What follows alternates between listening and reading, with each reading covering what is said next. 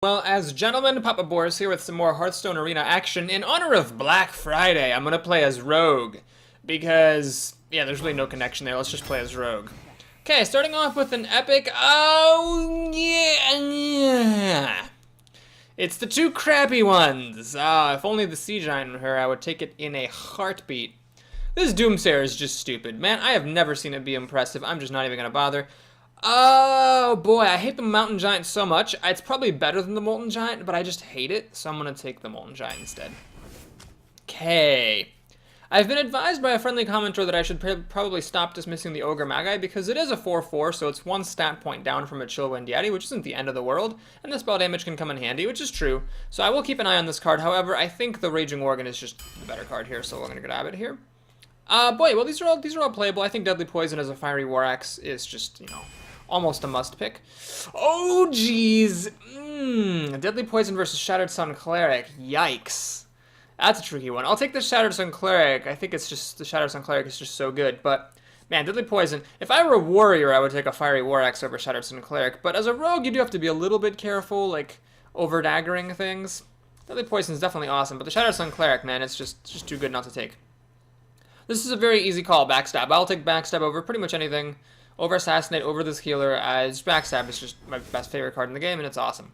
This monkey has ruined my life more than once, but I'm actually going to take the Booty Bay Bodyguard. I've already got 2/3 drops here, so might as well take a more expensive card if I'm going to get my taunt. Yikes! Assassin's Blade over 2 Premier 3 drops. Well, I'm going to take a second Shattered Sun Cleric. The Flesh Eating Ghoul can definitely get crazy, but I think the Shattered Sun Cleric is just... the more I play with it, the more I'm impressed by how amazing this freaking card is, so I'm just going to take it. Okay, so the Gnomish Inventor is definitely a solid card, but I'm going to grab Betrayal. I think it's nice to have one of them in the deck. Fan of Knives also is extremely good. These are all great cards. I think I'll take Betrayal, though, just to have one of those around. Eviscerate is another card I'll take over just about anything. Very sad that this second Earthen Ring Farseer is in the same pack as a Premier Rogue removal. I can't pass on an Eviscerate. It's just too important to your survival as a rogue. But I do want to pick these guys up if I can. Health gain would, of course, be nice for me. Okay.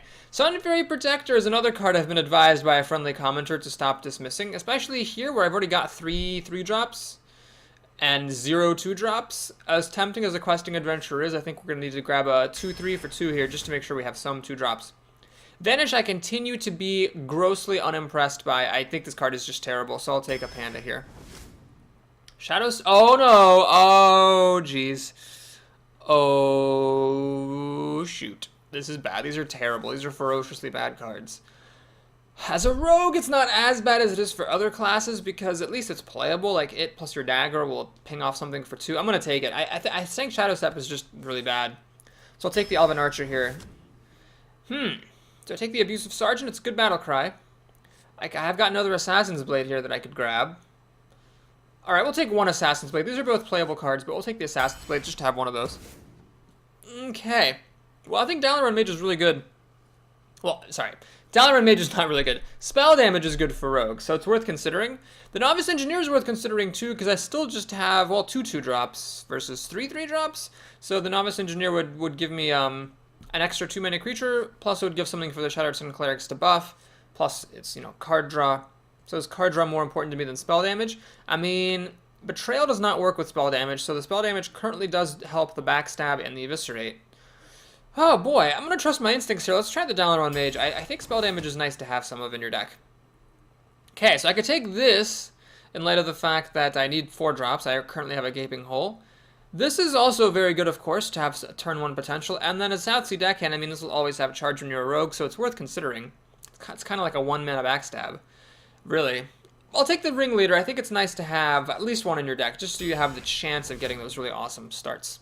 Okay, this is a terrible pack.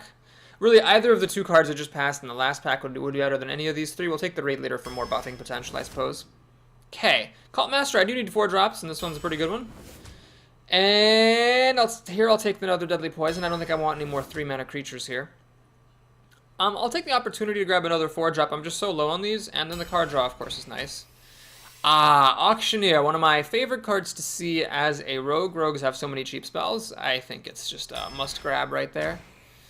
And we have an Azure Drake opportunity. This SI Agent is good, definitely, but I'm going to grab the Azure Drake for more spell damage and card draw. Ah, okay. So we'll take a Darkscale Healer here. Lots of 5-drops. I'm kind of loading up on that, but I think the healing is good. I don't really want 2 of those things, and Shadow Step I still just dislike. Shadow Step is good with the Gadgets and Auctioneer. You can do that kooky thing where you play the Auctioneer, then you Shadow Step him right away to draw a card and protect him, then you make him cheaper the following turn. But let's grab some life gain. I think that's important as a rogue to have some of in your deck, and make sure that we get at least one source of healing in here.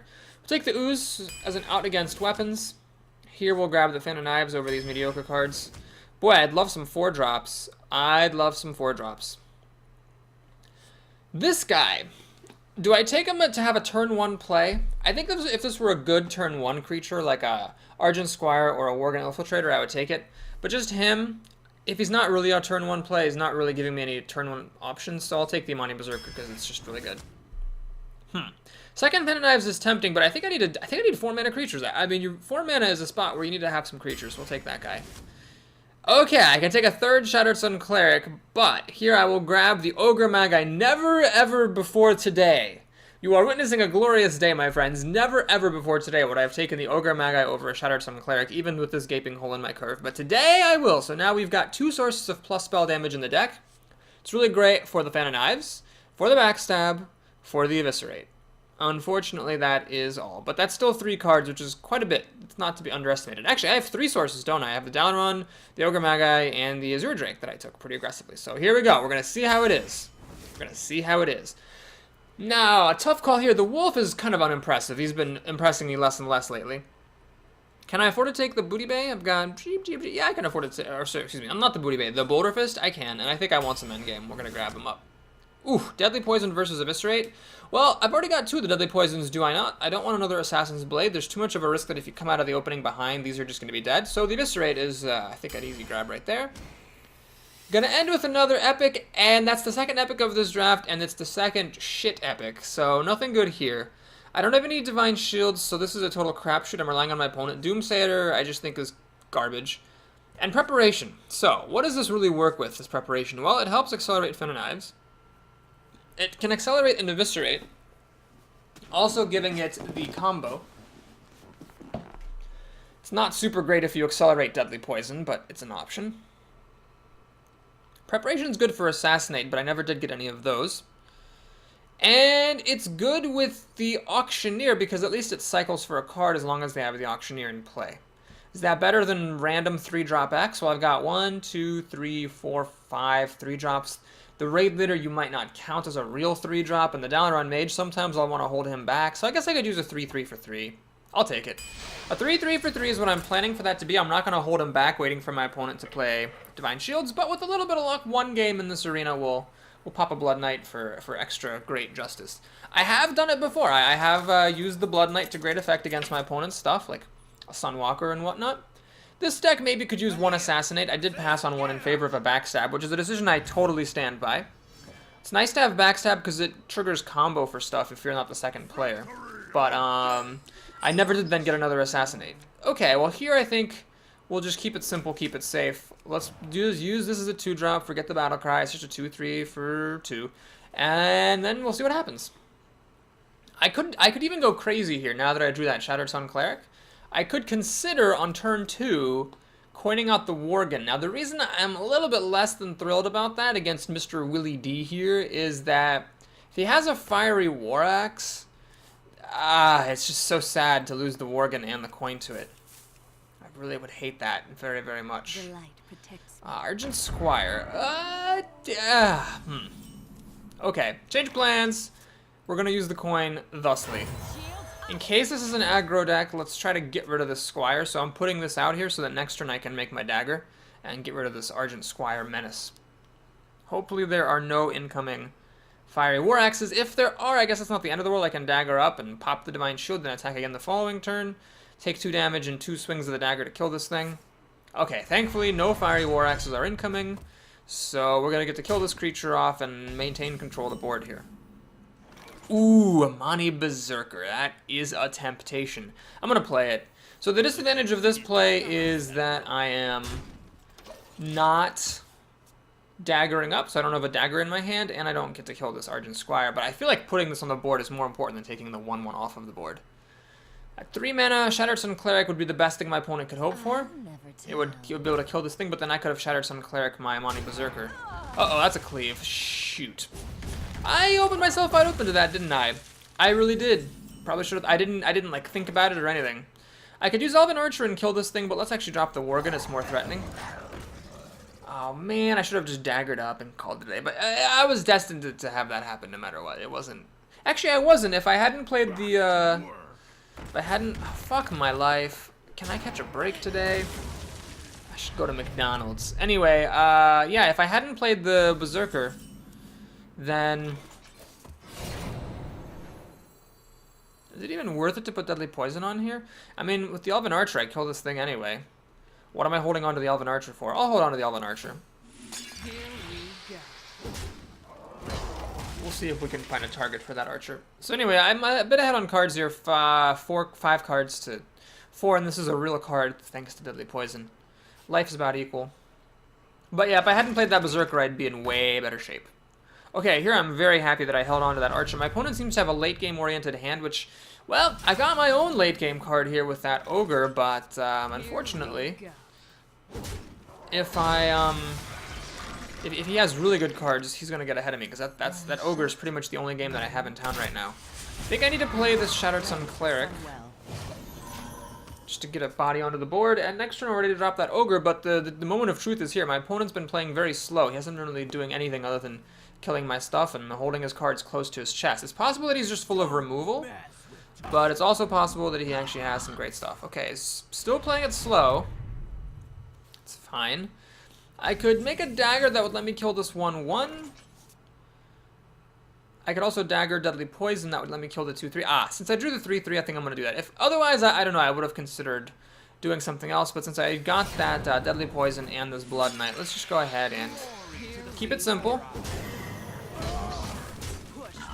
He's got a lot of health. He's got 38 health, down to 35. We're going to have to be chewing a long time. Man, that Amani Berserker on turn, what is it, 2? If only I hadn't drawn him, I wouldn't have been able to make that play. Now, I think it was a reasonable play to make, but what I will say is that I should have at least considered the option of a cleave. It wasn't a calculated risk. I think it's okay to, like, open yourself up to certain things. You have to expose yourself to something. You can't play around everything all the time. But if you do expose yourself to stuff, you should do it consciously and not just, you know, because you weren't thinking, as I wasn't there. Okay, well, my opponent's still playing very slow. He did essentially nothing on turn 7, which I guess I'm fine with. Let's go ahead and almost get him back down to his starting life total. It's possible that he's not playing things because he doesn't want it to die to the Wicked Knife. Betrayal's kind of an interesting insurance card. If he drops 2 big things at once, I'll be in good shape. Uh-oh, that's a bit scary. You could have a lot of scary stuff here. Dark Iron Dwarf. Well, it's not the worst thing.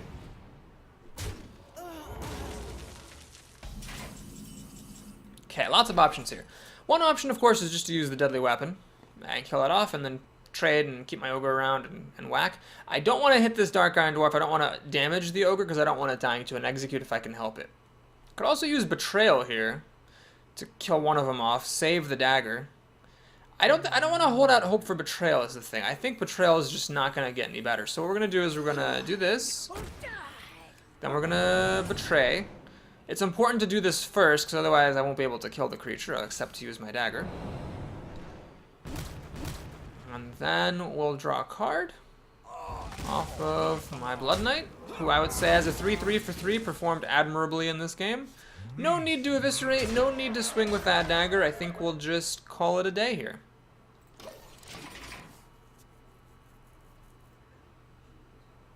So it's a bit of a tricky situation. If my opponent kills the Ogre, then it draws a card. If he kills the Cult Master, my Ogre's still around. Alright, well, it's fine. He can kill my Cult Master with this. Possibly he can kill the Ogre. Ah, he's going to silence that. What a bitch. He's actually going to run that in. Does he have an Execute to finish it off? He does not. Okay, I've got enough life that I'm willing to do this. Let's do that. Alright, now I would say that I am comfortably in the lead. I'm holding on to this Dalaran Mage because I would like for this Eviscerate to get the spell damage. It's quite possible he'll play something like Ascension, and I'll really want the Eviscerate to be able to deal 5. The difference between, I would say this, the difference between 3 and 4 is very big. The difference between 4 and 5 is very big. It's the difference between 5 and 6 that's not that big. I would say that 5 is kind of the magic number of health. When you get up to 6, all that really does, apart from like survive against random things like the Booty Bay, is it lets you survive Flame Strike plus Hero ability. So it makes you durable, extra durable against mages, but I would say if you're not playing against a mage, the difference between 5 and 6 is pretty immaterial. I mean, it can be very important, sometimes definitely, but in general, it's not as big of a deal as the difference between 3 and 4, or the difference between 4 and 5. Anyway, that was a pretty solid game. My opponent never really did anything, so I'll take it. I think this deck's pretty good. I think I can make it to 6. Ghost 11, happy to see a paladin as a rogue, for reasons I've mentioned in the past. This opening hand is actually horrible, beyond all measure. We're going to have to just mulligan everything back. The Eviscerate, I think you need to mulligan back. I don't want to... I mean, yes, it's nice if he plays a 3-2, I can kill it with my Eviscerate, but I'd really rather just actually get creatures. So the problem here is I don't really want to play this Ooze on turn 2 because it's almost 100% guaranteed that at some point in this game we will see a true silver champion, and being able to Ooze it is a big deal. However, well, I was going to say I would play it if I had no reasonable alternative. However, here I have a very reasonable alternative, which is to fish out this Noble Sacrifice. Okay, well, we... Oh, Jesus. Eye for an eye. Oh, my God. Yikes, that is the worst card in the game. I'm going to say this. I might sound like an asshole, and if so, so be it. I would say that anyone who plays Eye for an Eye is a bad player. Before you've heard me make the qualifier, like, well, maybe that was a bad pack. No. There is no pack bad enough that you should ever be taking Eye for an Eye as a paladin. Like, I can't even think of a single card. I would actually challenge you in the comments. I would challenge you in the comments to name 2 cards. Name 2 cards that you consider to be worse than Eye for an Eye. I would be amazed if anyone can come up with even a single one. Now, if you want to, you can cheat. You can give like a crazy example, like, well, you've got a deck that's way too top heavy. You've got like 8 7-drops. Because the draft's been going real bad. And you see a pack with like 2 Core Hounds and Eye for an Eye. Okay, sure. Yeah, alright. Then, okay. In that case, I'll grant you I'll take Eye for an Eye. But I mean, other than like crazy situations like that, I don't think it's ever correct. Now, I would have loved to save this Deadly Poison to use off the Gadsden Auctioneer. However, I think it is really important to pop it here to kill this Peacekeeper. And the reason for that is that now, if he drops a Recruit, I can actually kill the Recruit and turn on Wind Fury, becoming a 2-2 with Wind Fury, which is, you know, it's not a trivial thing, a 2-2 with Wind Fury. It's kind of a big deal. I hope he actually gives me something I can use this Wicked Knife on, though, with the Deadly Poison, because otherwise this Assassin's Blade will be sitting stupidly in my hand. Well, we got our chance here. Looks like this thing's gonna die, so this thing... Oh, it's not even gonna die. Okay, I think this is mistake number 2 of this paladin. Mistake number 1 was actually drafting Eye for an Eye. Mistake number 2 is not killing this creature. I mean, a creature's a creature. He still would have gained 1 life from killing this. At the moment, dealing damage to me is just insignificant. I can see the temptation, I suppose. Like, you know... I am, like, at 20, so, you know, you can say that, you know, I'm a rogue, so maybe I don't want to, like... Maybe he doesn't want to, like... keep my life total high enough that I can like keep daggering things. All that is very reasonable, but I still think that he should have killed this creature. So because he did hit me in the face and I'm at 21, I probably can just dagger 1 more thing. This Assassin's Blade is going to have to use as burn, I think. I really don't think I can afford to go any lower. I only have 1 source of healing in the deck, and that's only for 2. It's not enough. Is that a Hammer of Wrath? Ah, it's another Peacekeeper. Okay, well, that's... Man, he's got 2 of those. These are rares, and he drew them both. What a bummer. Handle it. Okay. So, here, I have an interesting option. I mean, I could actually use this guy to whack the Raid Leader down to 1 health and then turn on Wind Fury. That's not good enough, though, to kill the Peacekeeper, sadly. Okay. Well, I think the order makes a difference here. What I'm going to do is probably use the Sunwalker, or the Sunfury Protector to kill the Raid Leader. That'll drop this down to 3 attack, and then I can kill it with my dagger. It should be the last thing I ever hit with a dagger.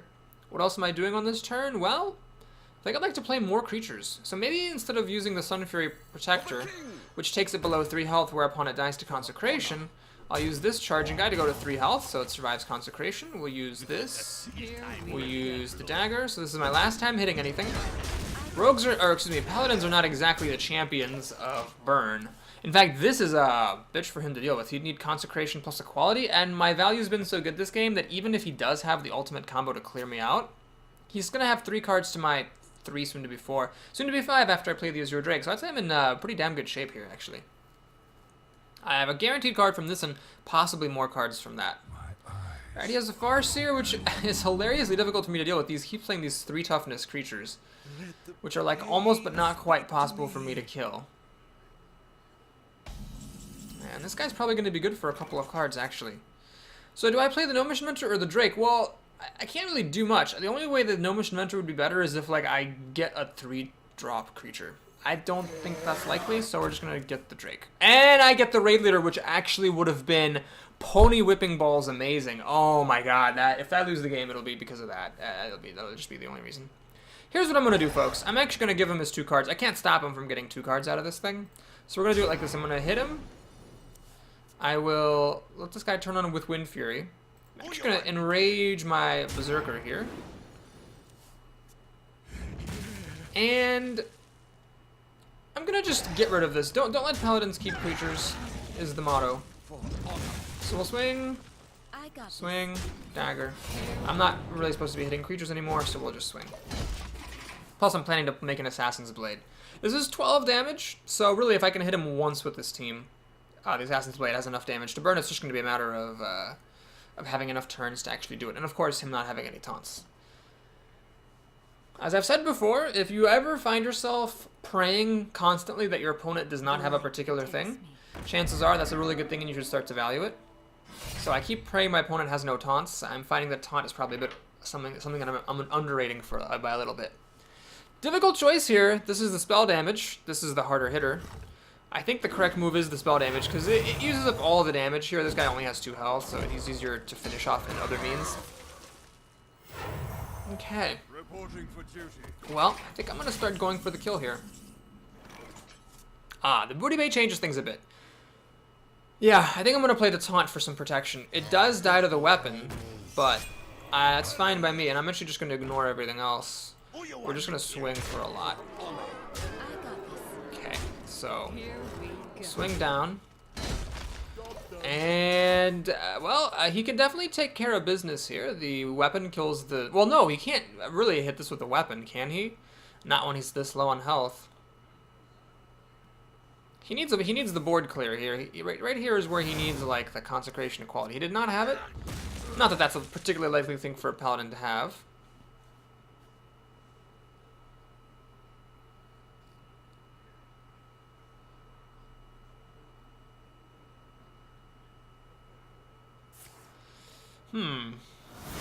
It's a pretty good move, I think. He can now use the Recruit to kill off my taunt, and use this True Silver Champion to kill off the Raid Leader. The Raid Leader is the correct thing to kill here. This is responsible for the most damage. Each of these brings 3 damage to the table. This guy brings 4. 2 for himself, plus 1 for the other buffs. So if you're in this situation as a Paladin, you definitely need to hit the Raid Leader. Plus, you take the least damage that way. You take a net 0 damage with the heal off the True Silver Champion. Okay, my opponent has chosen correctly. My life total is a bit scary, but it's actually high enough that I'm not in any danger of being burnt out. So what I'm going to do here is probably just play the Assassin's Blade and start to try to burn him out. So, the Blood Knight's a bit too late. What we'll do is we'll play the Gnomish Inventor for a card, because we might as well. Eviscerate actually wins me on the spot, so we'll go ahead and just win the game. I never got to use the Assassin's Blade. Well, not a big deal. I'll take the victory there. Those are both pretty straightforward games. Those were against newer players, though. Again, that Paladin played eye for an eye, which is clearly a mistake. And he actually also let my 1/3 Raging Worgen live. He attacked me with the True Silver Champion, which did nothing. And that Raging Worgen was really significant. It had taunt put on it. It traded against a creature. I mean, it did all kinds of stuff. So, new player, and we got a pretty good win. Just goes to show how important it is to play correctly. Anyway, I hope you enjoyed this video. If you did, please like and or subscribe. And stay tuned. The rest of the games are going to be coming up soon. I'll see you in a bit.